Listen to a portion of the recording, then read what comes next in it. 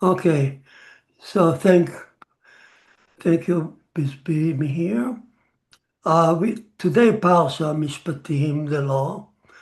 Uh, let's read first the section, and then we discuss it.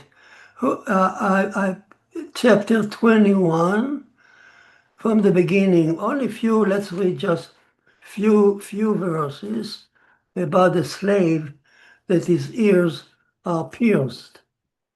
Who wants to volunteer reading it? Just 2 or 3 verses. Sandy, would you like to read it?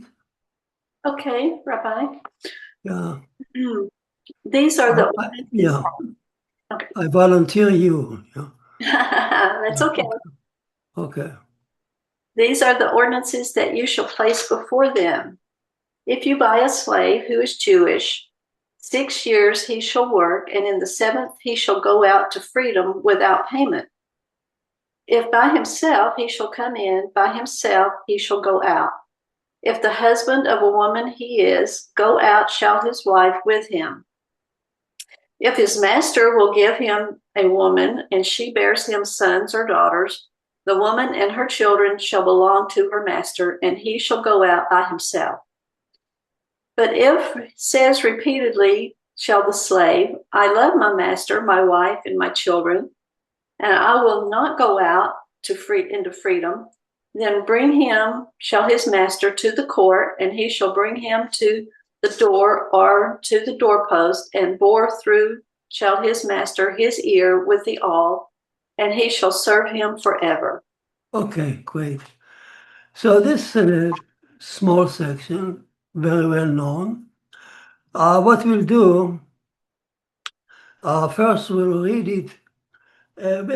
First we'll read it just a story. So everybody will understand the story as it's written here. This will be the first lower level. And then we go upper level. We will discuss the commandment involved, the higher level of the commandment. The third level of Kabbalah, we leave it alone. But we go with the first two. The first is story. Remember, every text in the Torah, at least three levels. The story, then on top of it, the moral message of the commandment and so on, which is on top of the story. The third level, esoteric, Kabbalistic, it's only those who are interested. But the first two are obligated, everybody should understand the first two. So let's start with with your permission, just a story so everybody understands. If you have questions, stop me and we'll just as related to the story. So these are the Mishpatim ordinance, translation ordinances. A Mishpatim is law, kind of. They should lay out before them. We'll discuss who is the speaker here and so on. And when you buy, Israelite buy a purchase a Hebrew slave, he should work for you 6 years, and on the 7th he must go out without any without compensation.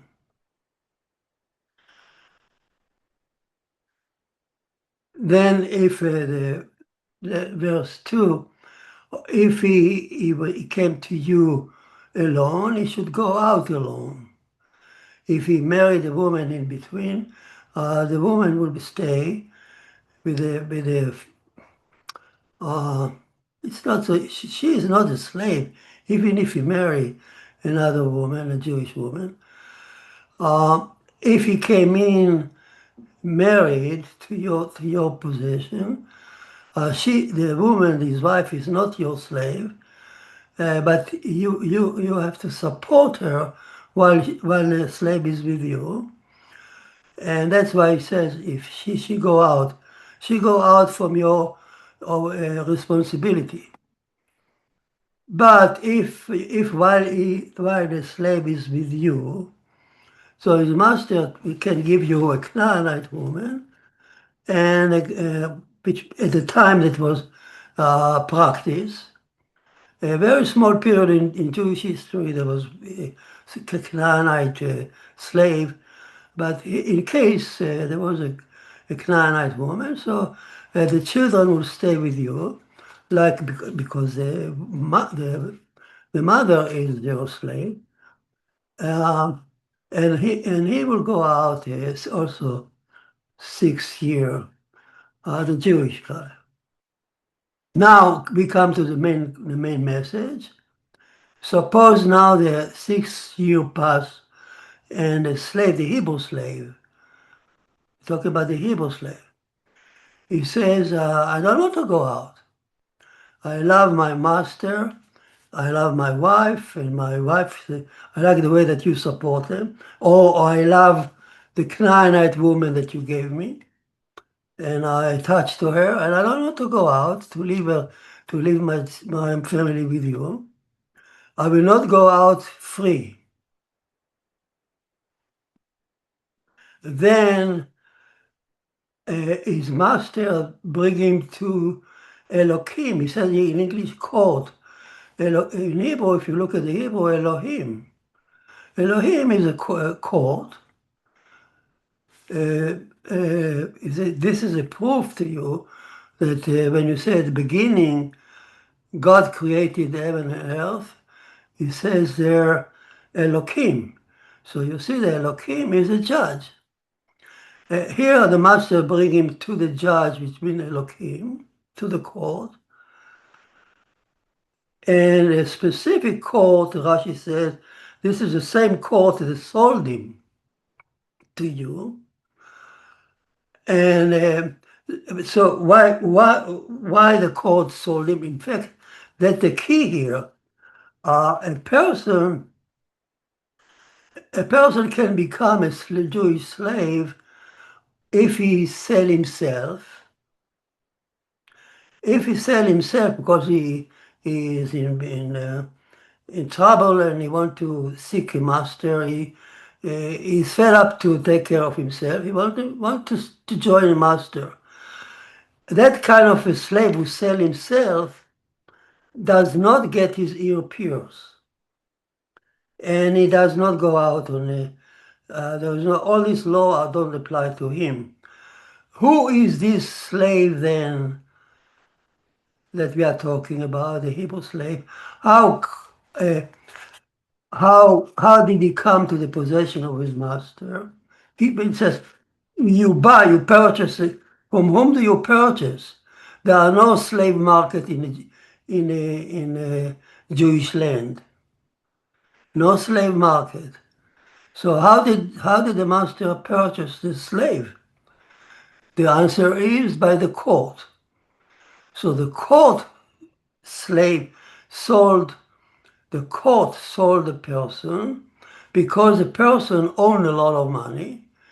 And in fact, the status of the slave, Hebrew slave, he is being sold not as a slave in his body. His body does not belong to the master, only his work. So he works for the master for 6 years, and the master pays due the money to the court, and to the court, by this the court take care of the thing or the money that the person owns. Okay, so that's usually the situation here. Like what? Or the person is caught he's a thief, and he owns a lot of money. Because he is caught, he has to pay 5 times as much as he stole and so on. He doesn't have any money. So he's being sold to pay what is due. So the court sold him.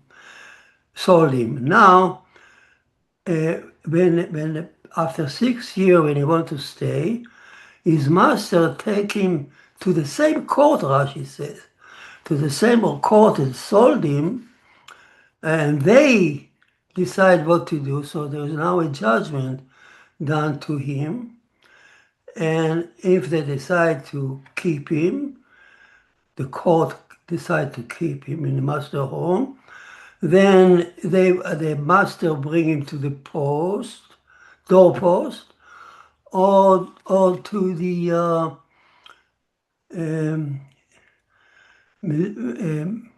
mezuzah, door or the doorpost, okay? Mezuzah, when you put, the blessing of the house on a stick on mezuzah. So there are two options, either to the door itself or to the mezuzah. Then his master pierces his ear in a hole, and he will walk for him forever. There is a whole debate in the Talmud what does it mean forever. Forever, the conclusion is as long as the master is alive, unless the Jubilee fall in. If the Jubilee fall in, he go out by the law of the Jubilee. It can be 50 years or 20 years, whenever the Jubilee fall. So that's a different story. But otherwise, if there is no Jubilee, for instance, after destruction of the temple, there is no Jubilee anymore. So he works for his master as long as the master is alive. And children don't inherit him. So that's basically the basic story. So everybody understand what we are talking about. Any question for me so far on the story? I like everybody to understand. Let's not go to detail of halachas here, but that's what we're going to do next. But on that level of the simple story, is there any point is not understood? Rabbi, I do have a question about the court. Since the word is Elohim, which we know when it's referencing God, it means strict justice, judgment. So when it's applied to a court, does that also mean there's no mercy involved? It's strict judgment with this court? Beautiful, beautiful question. Let's write down, Sandy, the question. At the end of the class, you will understand you will have the answer for your own question. You were just on a point. You will see how right you are by reading the question. Beautiful. So that's a story, and Elohim so far means judge. Now let's now go to the second level and discuss the story. We are not reading here Tolstoy or Dostoevsky. We're reading here the Torah, and the Torah is teaching us moral stories about commandment and God. So we need to step up a little bit and see it from that level, which is not apparent by just reading the text. So let's read it again and try to analyze each word, what it means. So let's start. It says, these are the judgment or the ordinances, the judgment. So in fact, this Parsha, Mishpatim, if you look onward, it's explosion of judgment. The whole Parsha is full of Mishpatim, one after the other, on all facets of life. If you turn the pages, you will see it talk about don't hit your father and mother. If you steal, what your judgment will be. Laws of a rapist, one who rape a woman. A law of if you owe money, loan money. all these laws without any connection. Just the only thing connecting them is life. And these are just a badge, one long chain of ordinances of life. So, the question is, why does the Torah begin with this particular rare case of a slave that doesn't want to go out? It's really weird. It could have started with another commandment about adultery or killing or whatever. But Torah, we need to understand why the Torah picked up this particular situation to start with. But before we dive into that, since we are talking about ordinances, judgment, what commandment of Noah does it belong to? I'm asking. From all the 7 commandments of Noah, which one pertain to the Parsha? Who can answer that weird question?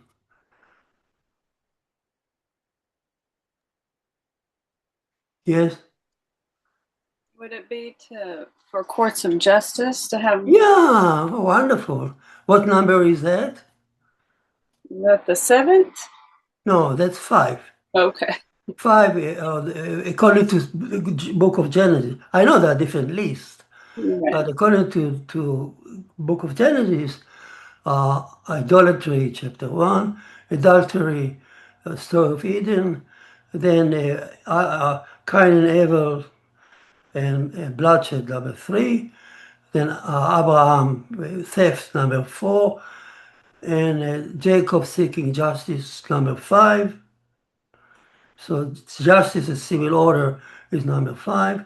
And then blasphemy, selling of Joseph, number 6. And Noah added number 7. So commandment number 5, already known to Noah and to Abraham and Jacob, they were all Noahide. And indeed, just two parshiot before on Marah, on the way from Egypt to Mount Sinai, you remember the story of the bitter water. Hashem sweetened the complaint. They wanted to go back to Egypt, and they complained, and Hashem threw the tree, sweetened the water, and he taught them four commandments: the Sabbath, the circumcision, and dinim. So he repeated dinim to Israelite as Bnei Noah in Marah, and now he repeats them after the 10 Commandments. Why should he repeat it? If Noah and Adam already knew the commandment, so why should he repeat it? By the way, what does the commandment entail? A commandment entails to know as a Noahide, it entails, according to Maimonides, setting up, I'm quoting from the Rambam, setting up the courthouses in every district. Number 2, appointing qualified judges. Judges are qualified, not just are beautiful people that are good on TV, but they're really knowledgeable, qualified judges. And third, the police. So those commandments, those things belong to Noahide number 5. The content, it doesn't relate to what kind of content of law would the Noahide follow. The answer is common sense. Something that people feel right, that is right. It's no specification in the book of Genesis exactly what kind of law they should follow. Anything that the common sense says, it's called bishpat. For instance, if I owe you money and you take me to the court, so the common sense is that the judge will say, okay, go ahead and pay it. I don't need the Torah to tell me that. That's a common sense. So Noahide laws are based on common sense that everyone understands. And that's from Noah and the book of Genesis. Here, so what is new? So what Moses is doing here, he repeated number 5 to Israel after Sinai. And so the Talmud asks, why should he repeat it? Is to, according to the law, according to the rule, every commandment that was given to Noah and Moses repeated to Israel applied to both. I repeat, to make the commandment applicable to both Israel and Noahide, the commandment should be repeated to both. If it was given only to Israel, it belonged to Israel. Like keeping the Sabbath in a strict way. Noah didn't do it. So it's only to Israel. And any commandment that was repeated, Moses pay attention to repeat. Repeated all the 6 of Adam and Noah, 7 of Noah. He repeated them to Israel to make it applicable to both. So here too, the answer is it make it applicable to both. It could be that some of the laws are overlap. It doesn't matter, but it makes it applicable to Israel. By the repetition, did he change anything? We will see in a minute. So, another question before we dive into the story. Who is the speaker here, and in what context? These are the ordinances. So, it's what the connection to the previous. If you turn the page back, who is the speaker? There was a revelation on Sinai, and who is the speaker? Who is the speaker on Sinai? Who can answer me? Who is the speaker of the Ten Commandments on Sinai? Because this is the same speaker, the continuation of the previous parsha. The same speaker. So who gave us the Ten Commandments on Sinai? Who was the speaker? Was it Elohim? Was it attribute of mercy? Was it judgment? Who was the speaker? Who can answer the question? Who is the speaker? Seems like it would be Elohim. Yeah. How do you know that? Because these are just strict. Because they are commandments. Yeah, you're right. They look like he's giving commandment, but the Torah says it explicitly. Look at chapter 19 or chapter 20, verse 1. Yeah, it says God spoke all these words to say. Oh, it says in English, God. But there's no word in Hebrew. What is God? There's no God in Hebrew. Elohim. Remember the rule of thumb. Every time you see the word God, it's an English mistranslation of the word judge. You know, the English, they have no idea they don't distinguish judge and mercy. They have confusion. But the text is Elohim. Every time you see and translate God, it's not God, it's Elohim, the judge, the attribute of judgment. It's the same Elohim who created the world. Okay? Bereshit bara, in the beginning, who created the world? Elohim, not God, Elohim, to stand judgment. So here again, who gave the same commandment? The attribute of judgment, which means it's not different God, it means the infinite God, okay? The infinite God who has no name, no conception, but he's set on a throne of as a judge to give us the commandment. He behaved differently on different occasions. This is attribute. So but he acted as a judge by giving the commandment, and then he just said in a harsh word, you should do this, you should do that, you should do that.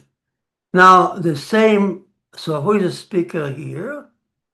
Is the same judge. It's a continuation of the previous parsha. That's gonna be very important point. You will see in a minute. It's extremely important to identify the speaker. So he gave us commandment. He gave commandment on in the Ten Commandment, and now he gave ordinances. Ela mishpatim. It's a different Hebrew word. So the same speaker give two different. He repeat the judgment, the commandment, but they call it mishpatim here. Ordinances, judgment. I don't know the translation in English. From English, ordinances. Let's keep it ordinances. Mishpat is something that we'll talk about in a minute. What the judge mean? Okay, we can. So we can say right now, what is the difference between? See if you can come up with the answer. In the Ten Commandments, he spoke harshly as a judge, as a mighty judge, who give you no freedom of choice, no freedom of thinking. You should do this, you should do this, you should do that. Ten Commandments. In a very harsh way. Whereas here, the term in Hebrew, these are the ordinances, the mishpatim. What could you see? What could be the difference between the Ten Commandments on Parshat Yitro and the commandment here? A very basic difference.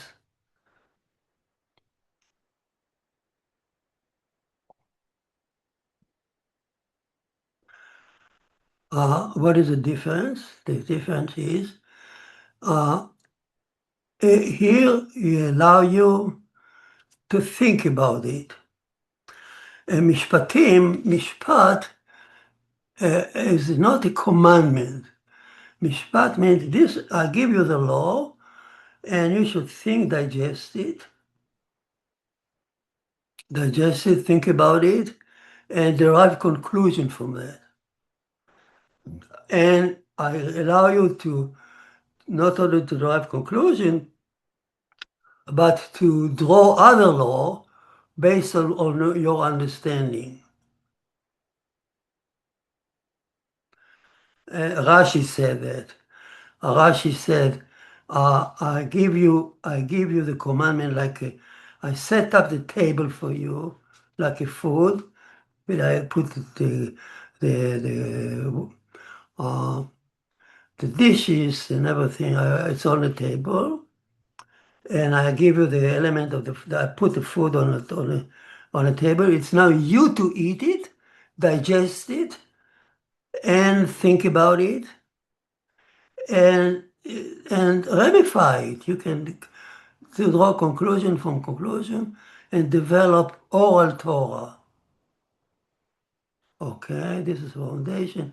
It's Elohim, the same Elohim, allow us here, allow Israel to take the law, to digest it, to think about it, to set up the code, and to write the whole Talmud, which is ramification of the basic law.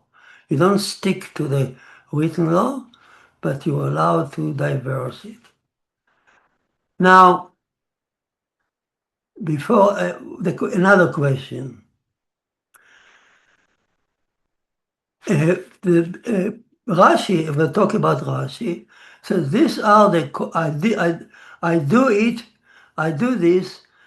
I place those command ordinances. These are the commandments, the mishpatim.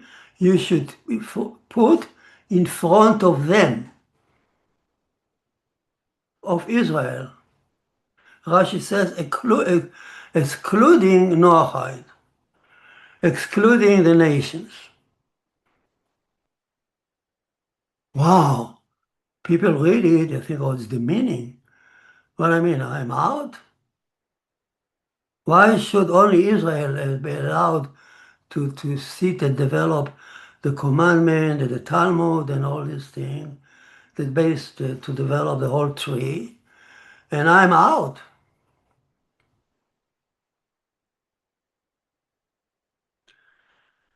And the answer is, and it's exactly the point.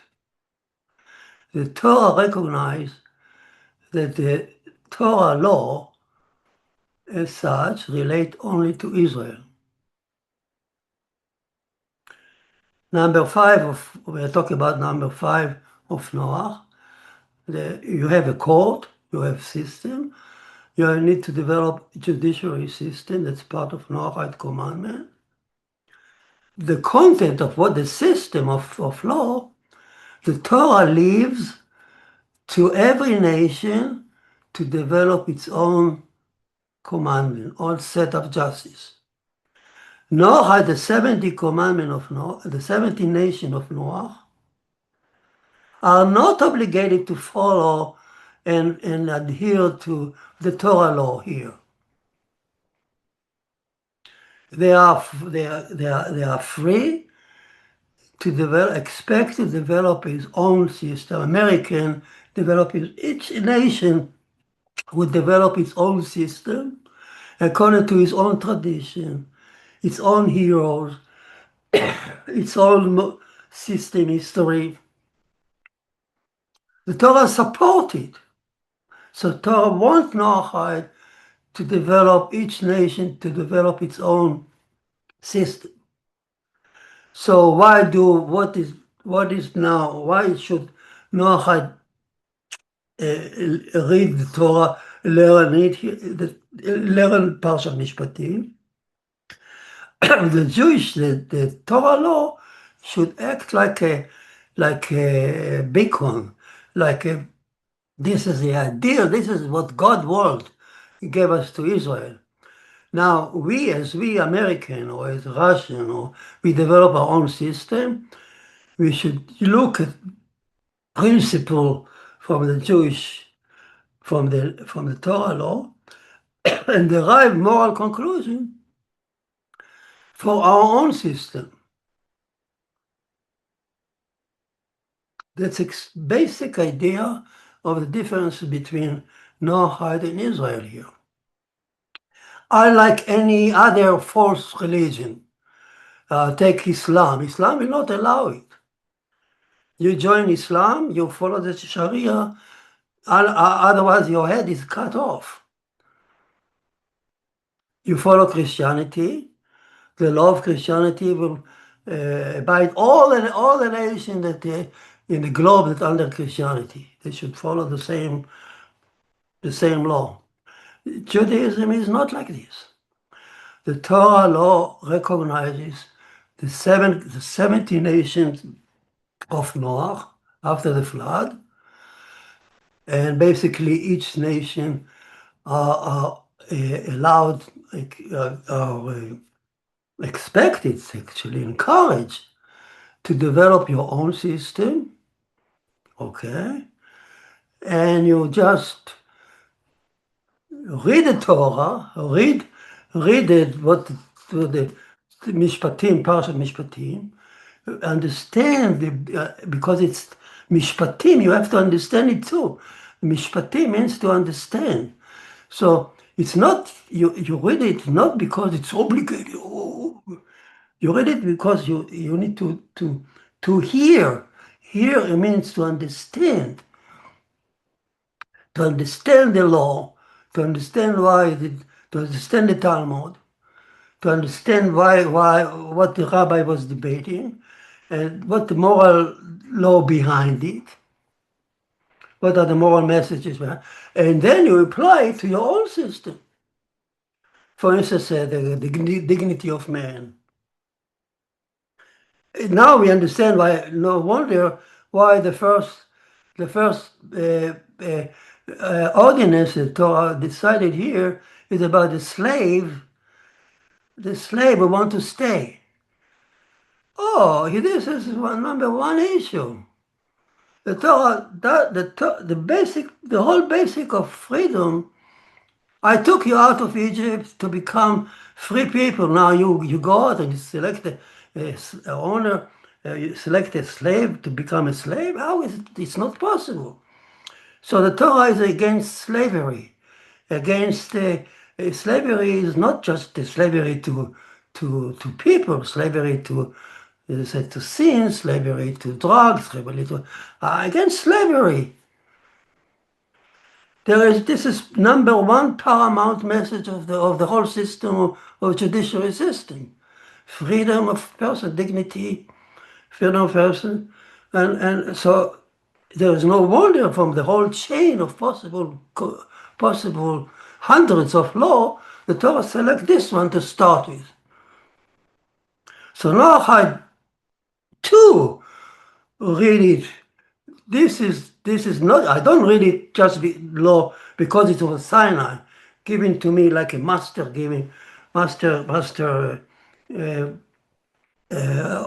ordering me. These are mishpatim. These are law that I need to digest. I don't know how to digest it and think about it and draw conclusion to my own beautiful system of a Noahide. That's the message here. Rashi says to them and not to the nation. So people read it and say, oh, woo, superior Jews. It's just the opposite. The Gentiles are superior. Each nation is superior. Recognition of each Noahide nation.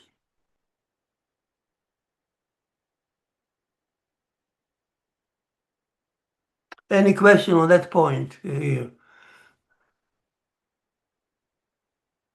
Okay.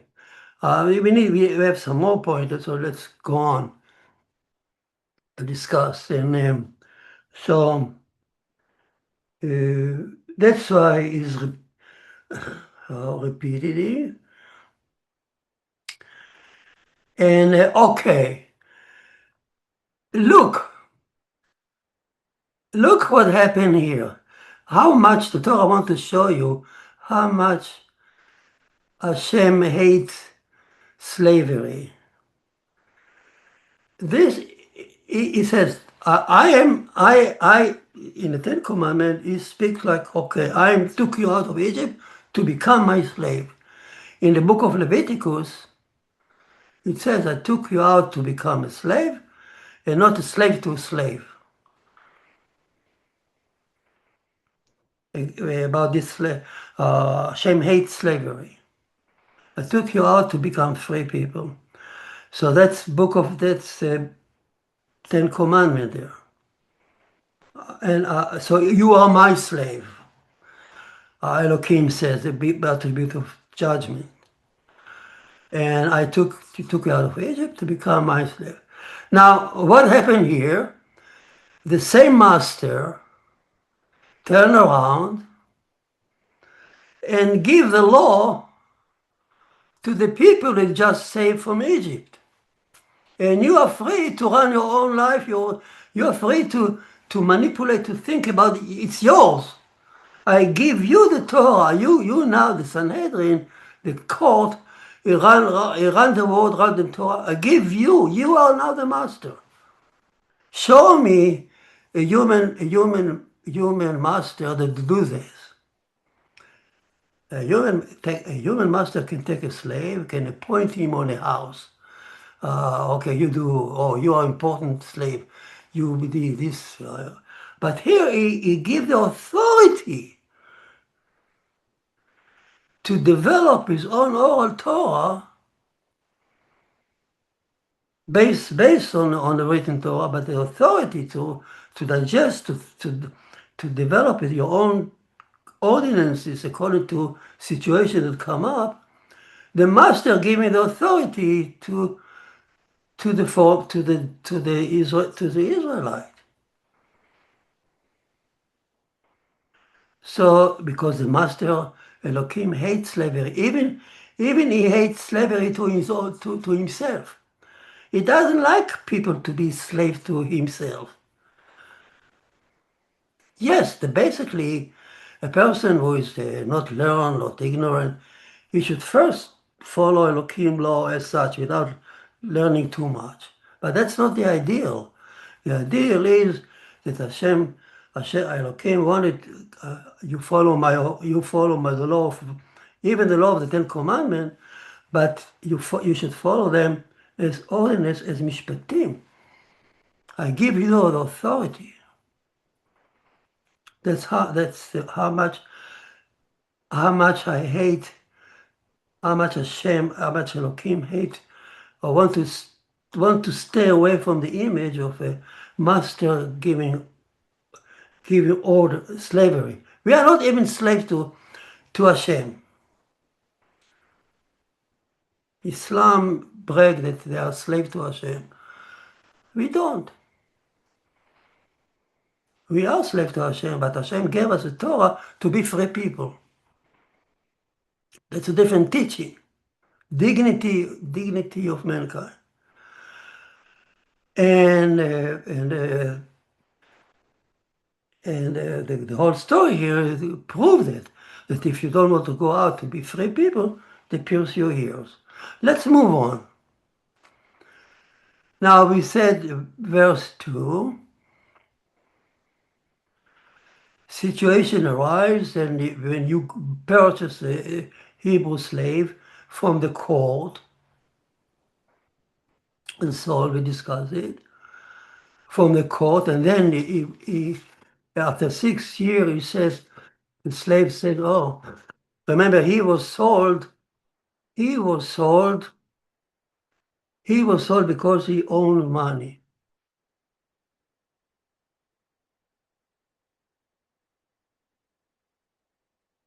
What are the situations that he owns money so much?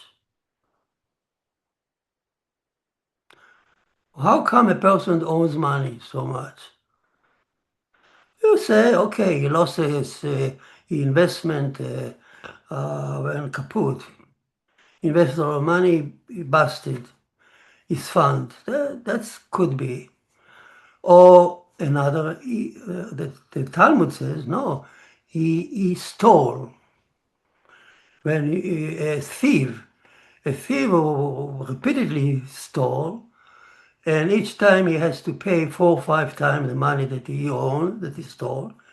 Turn out after a few times he owned tons of money.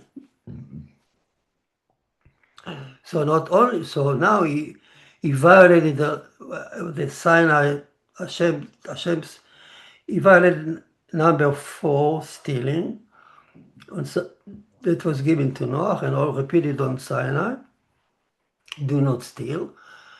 And he has to, so first of all, he violated Sinai.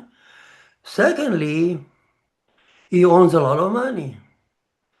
So there's no recourse, but the court seeks for him a good master that can train him, can bring back to civilization. There's no jail in a Jewish judgment. There's no jail.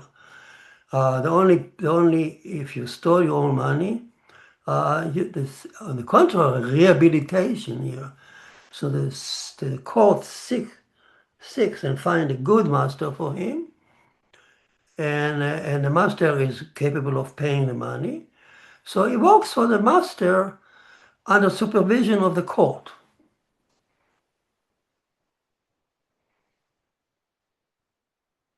That's the example that how we make our own money.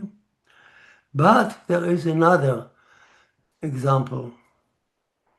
Rabbi Akiva says something new here. Rabbi Akiva says, you know what? He gouged an eye for an eye. He damaged other people's limbs. For instance, he gouged a person's eye or a tooth. What does the law says? Eye for an eye, tooth for a tooth. Is that right? That's what Elohim says. The finger of Elohim, the etzba Elohim, he says, we wrote the written Torah. Elohim expect the judge to gouge the person, the perpetrator, own eye. Eye for an eye, tooth for a tooth. No money mentioned there. No money mentioned there. Hold your seat. The written Torah says, eye for an eye, tooth for a tooth. Says Rabbi Akiva, no. Rabbi Akiva, the head of Sanhedrin, says no. It's monetary. Monetary. You pay compensation. Oh, they tried to ask him about it. How come? He said it's not fair. If I gouge the perpetrator eye, it could be I cause more damage than it should be, all kind of logical. But you know what Gaon Mivina says? No. The court, Rabbi Akiva, overrode or uprooted. I quote you, but Gaon Mivina says. The court, Rabbi Akiva and his court, uprooted the Torah law, written law, and replaced the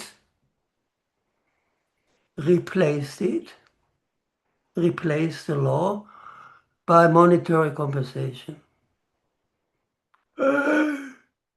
What? How dare he do such thing? You tell me he's uprooted the law of Torah and replaced it? It's not that he explained it.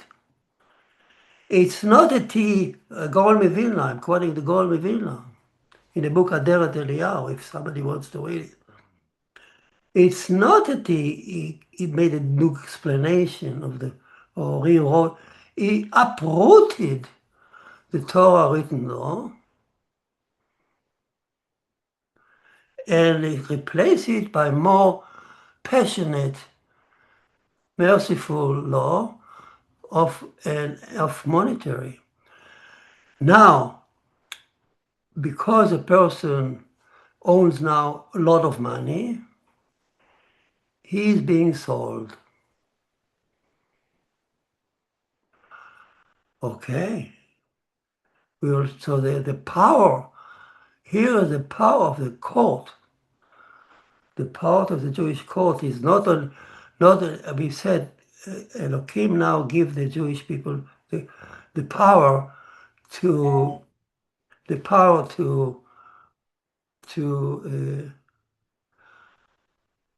somebody's ringing my bell there.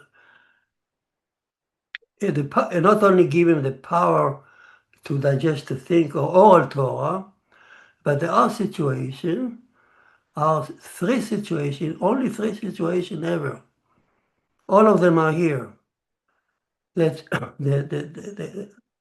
the Torah give the Elohim give the Jewish court the authority to do what?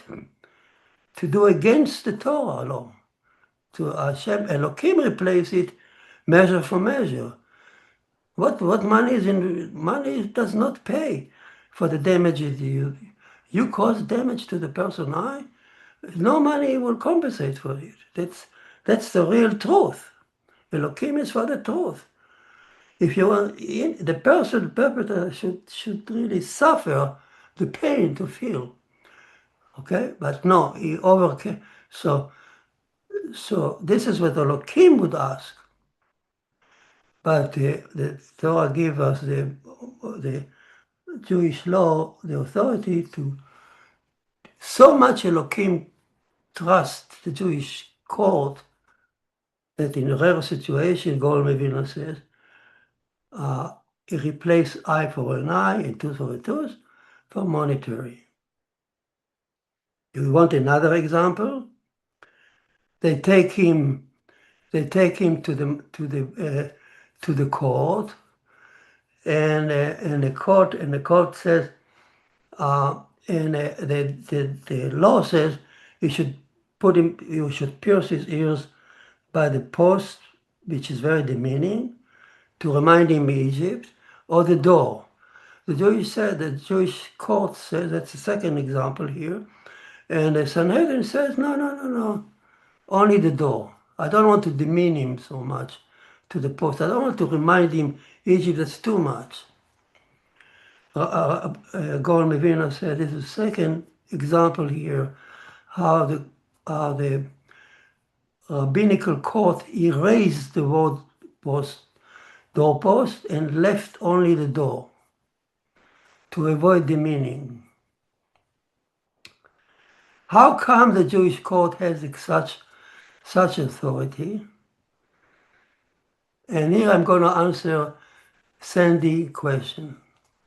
How come the Jewish court has the authority to not only overcome, to erase, I mean to wipe out what Elohim says and to replace it with something more passionate, less demeaning? Who gave the Jewish court authority to do this? And the key word is Elohim. Egisho, when Torah says, when a person comes to you, that's verse 6, a person comes to you, the slave comes with the demand, I want to stay. So our master took him to Elohim, to the court. Why is the court called Elohim? Elohim is a judge, but Elohim also means they do the work. Ramban, Nachmanides says here, they do the work of Elohim. Why do they call, where do they sit? The Sanhedrin, do you know where they sit? In order to make such judgment, to change the Torah, they sit in a temple, in a courtyard, in a lishka, in a certain building that was protruding into the priest court, or the floor of the Sanhedrin. There was a line, and from on the line, the line designated the border. If you cross that line in the chamber of the court, you are in the atmosphere, in the air, above the altar. You sit close to the Shekhinah.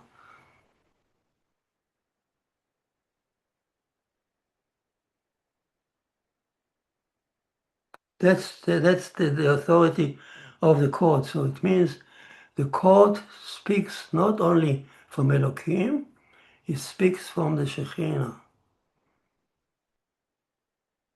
You know, the the whole premise of a court, the Sanhedrin was allowed to execute people or to do this or similar law only if they sat in that chamber under Shekhinah. And most of the time, listen to that, most of the time, they felt themselves free to not to follow Elohim law, but to apply mercy on it. How? Here I'm giving you the third thing that to come here. The Gaon Mevina mentioned here. When the courts sit, normally you follow the rule of majority. Now he come to them with demand. I want to stay with my master. Those sit in judgment. Now they vote. They vote to do it or not. And some judges will say, "Oh, yeah, we don't have to do it because the man is just love his master. We don't want to. Let him go free anyhow. We don't want to listen to him." Others will say, "No. We need to." The Elohim says you should accept it.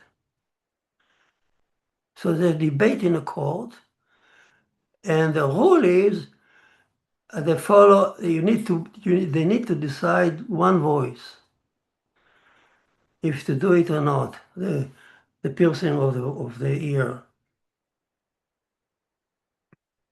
in one voice. It's very difficult. 71 to imagine 71 judges to make one voice. You know what they do? So they passed a rule that even one voice that will decide for his favor not to do it, to set him free, even one voice will consider majority, and a minority does not exist. And that's why they can come out with the decision, we decided one voice to let you go. We don't want to pierce you. They do this, they replace the majority rule by this artificial decision to follow artificial rule in order to set him free. So the Torah says, Gaon Mevilna, the Torah says you follow the majority. There is a rule like this. Elohim says all the debate you should follow the majority. All the Talmud is like this. There is debate between the rabbis, but you follow halacha, the majority. Here, majority is wiped out in favor of mercy. Let's not demean him.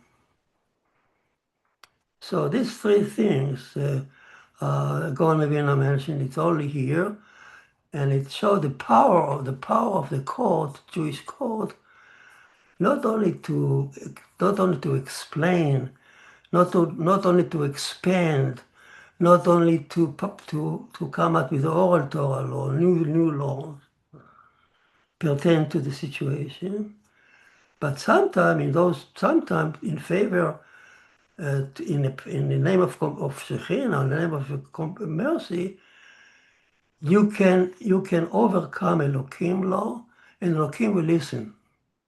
Elohim will abide by this, because the rule, the attribute of judgment, accept what the merciful attribute says. There is so much more to talk about it. I just gave you the surface, the thing on the surface. All these principles are important for Noahide to understand. Because Noahide, what do they do? What do the Gentiles do? They read the Torah. Oh, you should stone her. Oh, you should, a woman who committed adultery, take it to the market, stone her. I saw many pictures of the old Jerusalem, as if Jerusalem is, people are standing there in the valleys and stoning people and hanging them, and that's because they read the Gentile, when the Bible was translated to Greek and to Latin, they read the text, and the text says in harsh words, they have no idea that the merciful attribute actually have the power to change everything.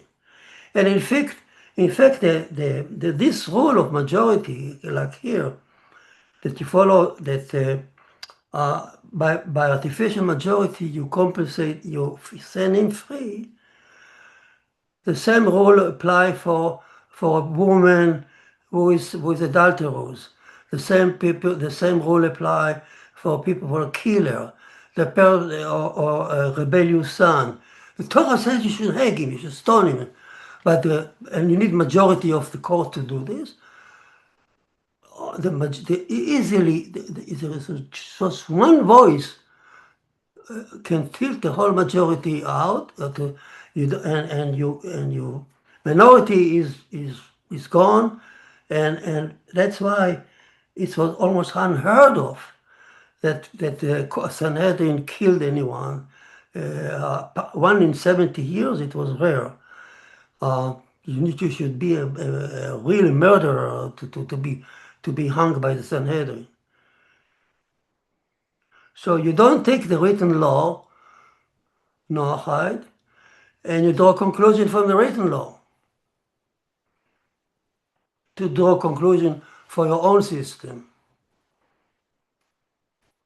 If you missed the input of what the message here, the Elohim is waiting. Elohim has a written Torah, but he's waiting, is yielding to the input of the Shekhinah that endow the Sanhedrin, when they sit there in the court, and they paskin if Talmud full of merciful full of merciful laws, which is sometimes against the written. Eye for an eye, tooth for a tooth does not exist. Totally erased, replaced, uprooted from the Torah, and replaced. The majority rule replaced, uprooted. The doorpost was replaced, not to demean him in order to save his dignity, only the door. It's replaced, the Gaon Mevina says. So the Noahide, to follow the Jewish law as an example, you should, when you read the Torah, this is a cornerstone of understanding what the Torah is all about. That if you come to that approach, if you use this approach, you can now develop your own beautiful system. Okay. Any question for me? I know I spoke too long. I just wanted to give the message. Any question for me? Why was Rabbi Akiva considered the one to have uprooted that? Wasn't that in place? I mean, Rabbi Akiva was like near where the second temple was destroyed. So that would have been in place way before him, right? So why was he?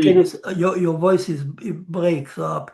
Okay, so why was Rabbi Akiva attributed to the one who uprooted it when he was the late second temple? And that would have been in place way before.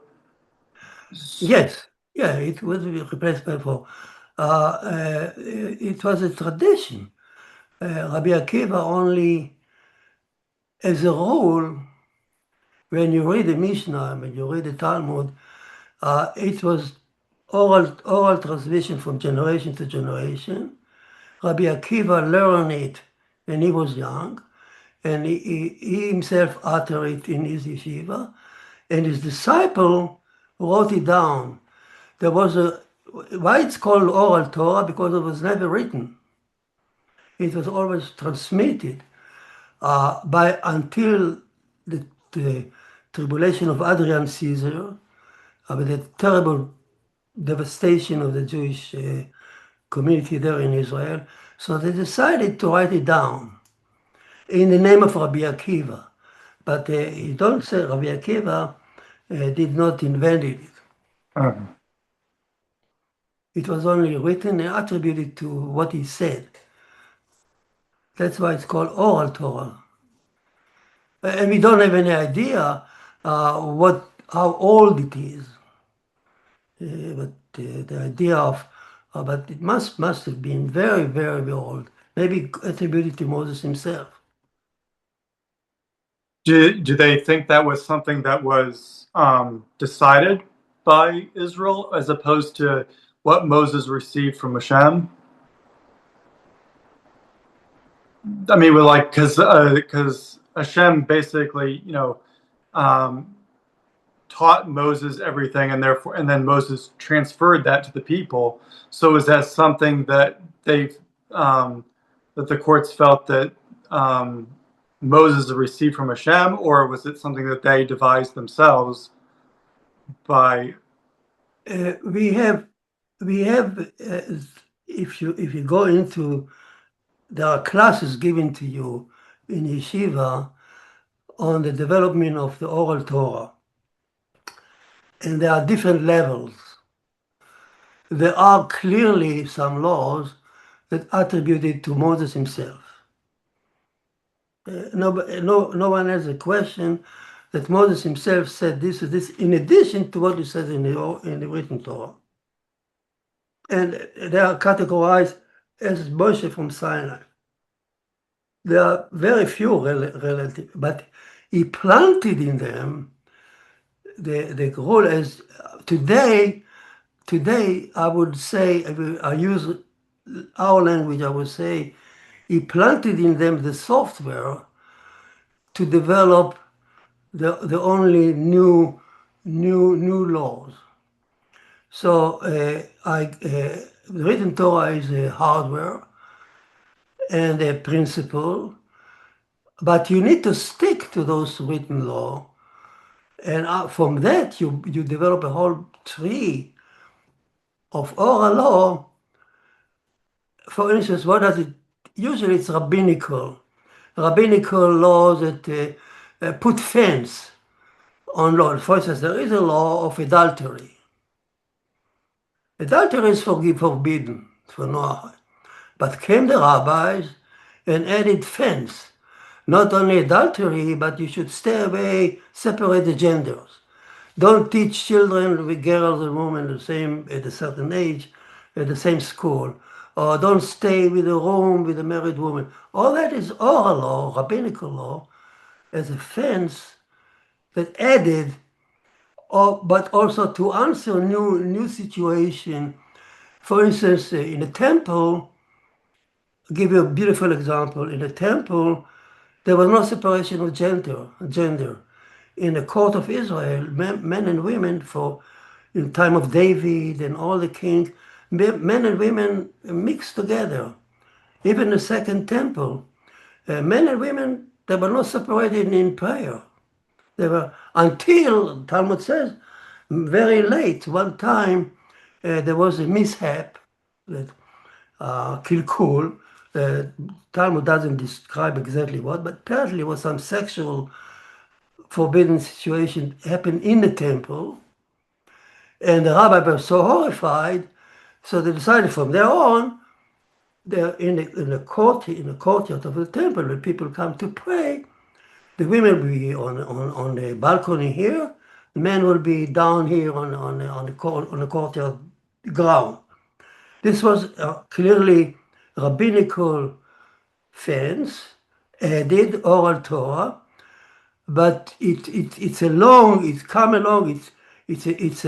something that you see how it's rooted in the old idea of prohibition, of sexual prohibition, and they just put a fence. Nowadays, of course, nobody will think to come to the synagogue and men and women together. It's unheard of. beside if you are a Reform or whatever. But in Orthodox circles, this prohibition still applies. So here is rabbinical law added, expanded on this is an example how they are allowed to digest, understand the rule, understand what Hashem wanted from us, and put a fence.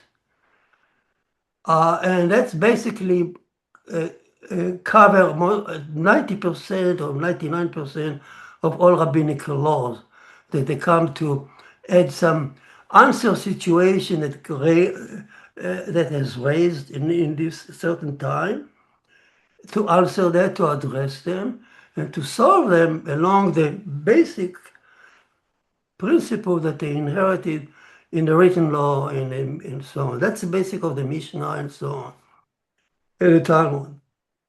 Here is an extreme example. Only 3 of them exist. That, according to Gaon of Vilna, that actually the rabbinical court dared not only to put a fence, but actually to work the other way around, to make the law to say, oh, this law is too harsh, and I will replace it with some merciful. Eye for an eye, to me, they said at one point, it doesn't make sense to me. It makes sense to me more compensation. So they have the authority to do this, to uproot the written Torah, and Elohim listen to them and abide by this. So it becomes now eye for an eye is always compensation, never an eye for an eye. So these are 3 situations, extreme, that happen to be here. Happen to be all of them, all the 3 of them are here. Example, when Hashem, it fits our parsha. It fits the Hashem appoint court to do different things. Sometimes put fence, and sometimes to even tell him what to do. The rabbinical court has dared to turn around and tell Elohim, I don't want to listen to you, the doorpost. I want only door. I don't want to listen to you to follow the majority. I feel like I want, if I can release the person, I will release him. I decided that the court is majority, although it doesn't fit the majority rule, but I decide artificially that it's majority. This rule, by the way, there's so many implications.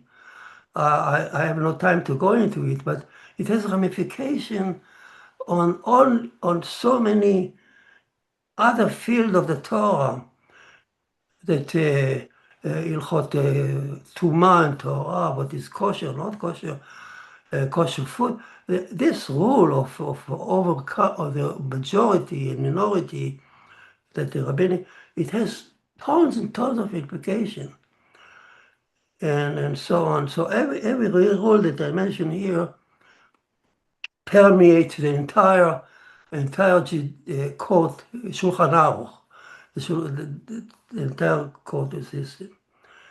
And the Gentiles who read the Torah, we want to take example from the Jewish people, from the Torah law. If they miss that point, they can say, oh, the Old Testament is full of this, full of this. Hence why some people, it's like the Muslims kind of went with the whole, with the stealing, cutting off the hand too. But is there a Kabbalistic meaning behind it that maybe have lent them to come to that decision? The whole section, we learn the basic story.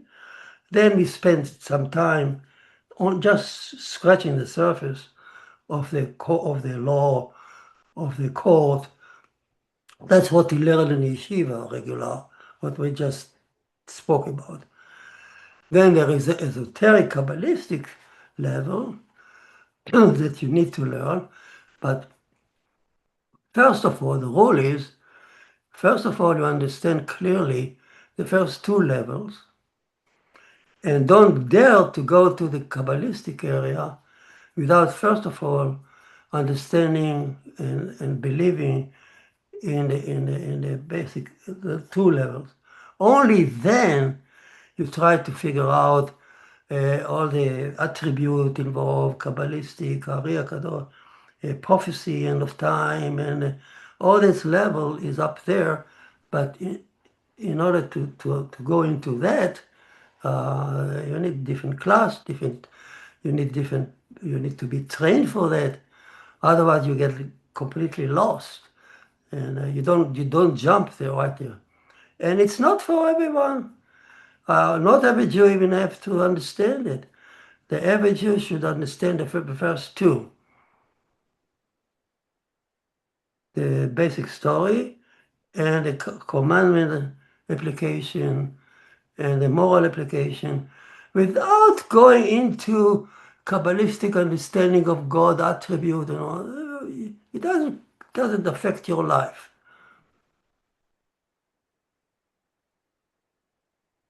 Unless you are interested in esoteric meaning, so then you go to take some classes and so on. But many people did it, and they went crazy. Actually, they left the faith. You can be beaten up very badly if you start to jump into prophecies and this and this, and you can beat up very, very clearly. The Talmud says four giants tried to do this. One of them got crazy. One of them became heretic. And only Rabbi Akiva came out intact. So you be very careful when you go to esoteric level. And believe me, leave it to those who seek esoteric, but they need first of all to be familiar. It's really strange when people start to talk about esoteric thing without understanding what the 7 commandments are. Okay, and it's 12:19. Any other question?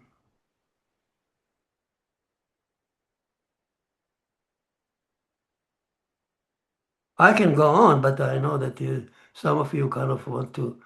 It's heavy stuff here. Okay.